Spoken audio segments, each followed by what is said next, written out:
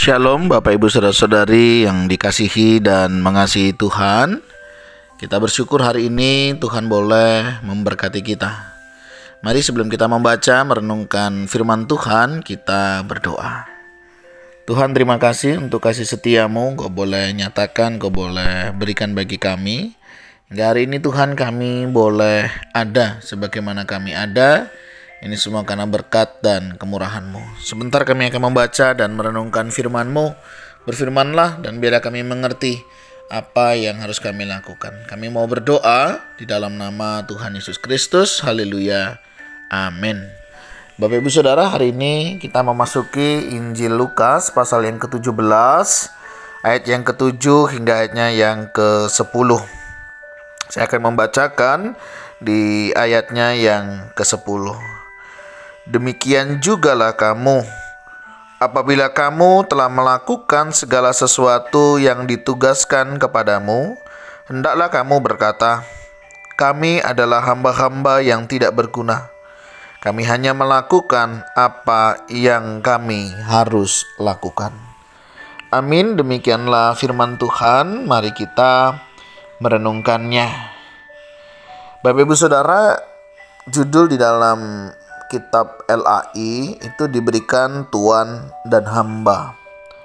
Ya, kita tahu ada perbedaan tuan dan juga hamba ya. Demikian juga sebagai seorang hamba ya. Bapak Ibu, kita semua adalah hamba ya. Bisa dikatakan ya kita sebagai hambanya Tuhan. Kenapa kok kita itu disebut sebagai hamba Tuhan?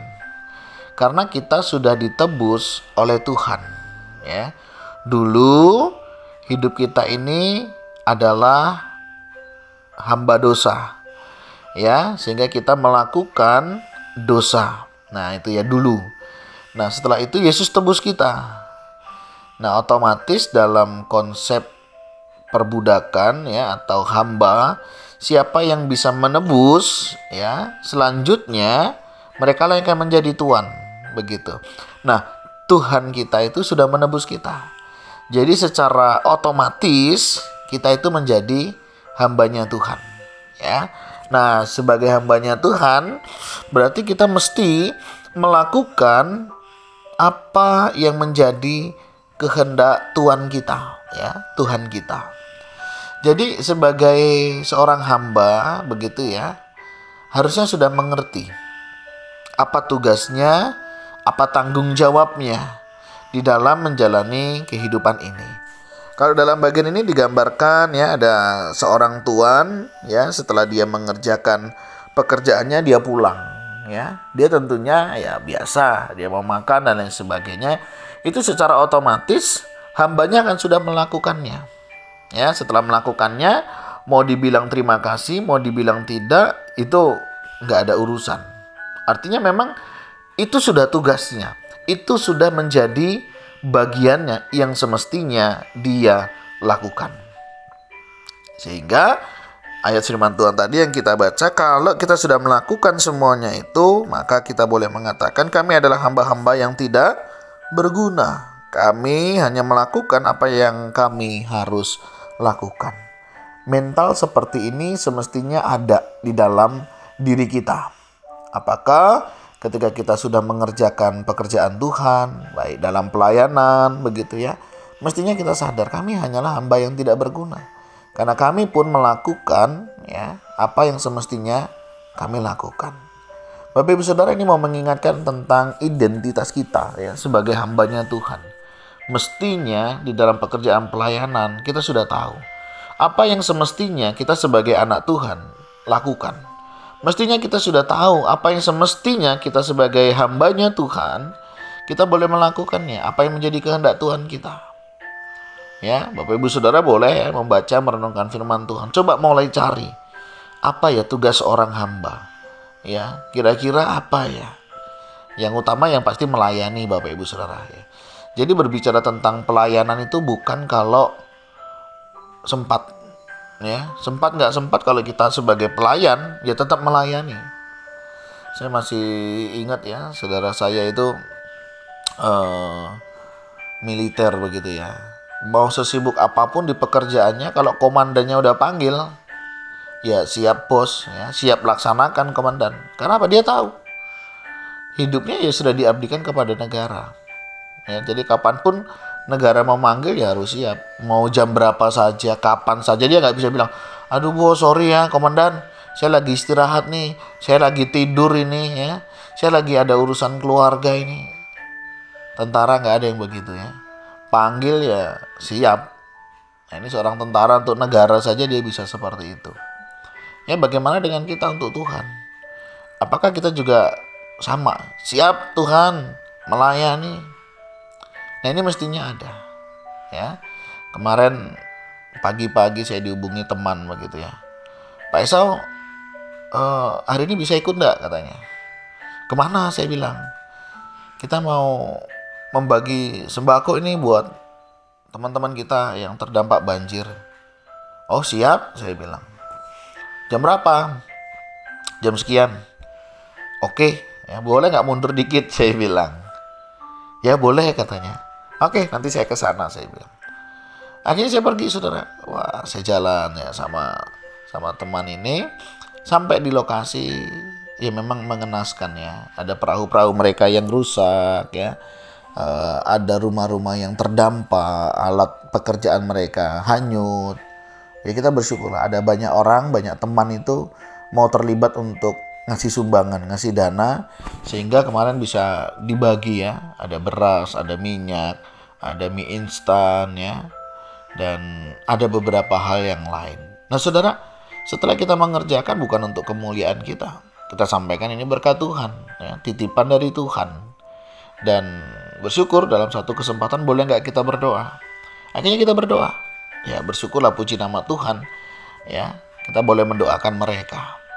Nah Bapak Ibu Saudara, ini bagian kita memang sebagai seorang hamba melakukan apa yang memang semestinya untuk kita lakukan. Ya bersyukur ya dapat pengalaman baru, mengenal banyak orang. Tuhan izinkan semuanya itu supaya apa kita belajar lagi. Nah mungkin dalam hal-hal tertentu Tuhan juga memanggil kita. Ya, dalam pekerjaan pelayanan mungkin melalui bidang kehidupan kita. Ya, kita yang bertemu dengan banyak orang, kerjakan ya. Apa yang Tuhan taruh, apa yang Tuhan titipkan. Kayak kemarin untuk berdoa itu tiba-tiba ya, Tuhan gerakkan. Doakan mereka. Padahal mereka bukan orang kita, saudara. Awalnya saya ragu. Wah, gimana ya? Nggak enak juga. Saya cuma bilang, boleh nggak kami berdoa? Oh, boleh Pak, boleh Pak. Akhirnya udah. Saya izin berdoa, saya doakan mereka. Puji Tuhan, ya. Ya bagian kita itu kan hanya memberitakan saudara, ya, mendoakan.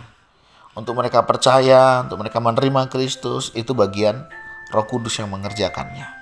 Nah, artinya sebagai seorang hamba, kita mesti peka ya untuk mengerjakan pekerjaan Tuhan. Nah, dalam kehidupan kita hari-hari ini, apa nih yang Tuhan sedang titipkan untuk kita kerjakan? Mari kita kerjakan, ya. Supaya apa? Kita menjadi orang-orang yang sesuai ya dengan panggilan yang sudah Tuhan berikan. Jadi melayani bukan kalau sempat ya. Setiap waktu kita harus siap untuk Tuhan. Begitu ya. Yang kedua, di dalam melayani juga bukan berbicara tentang aku tidak dipanggil atau aku dipanggil. Tidak. Karena kita semua itu orang tebusan Tuhan. Ya, jadi jangan kita berlindung di belakang tameng itu ya. Aku kok nggak merasa dipanggil ya untuk melayani ya. Nggak ada saudara. Sadar tidak sadar kita sebagai hamba yang sudah ditebus oleh Kristus, ya kita mestinya melayani. Ya, itu bukan tawar-tawar lagi. Makanya paling tidak dalam hidup ini kita bisa terlibat dalam pekerjaan Tuhan. Dalam pelayanan Tuhan. Karena kita ini ada hamba. Sudah hamba tidak berguna lagi kita ini. Tapi bersyukur. Di tangan Tuhan, Tuhan menjadikan kita berharga di matanya. Nah, mari Bapak Ibu Saudara, kita introspeksi di dalam diri kita.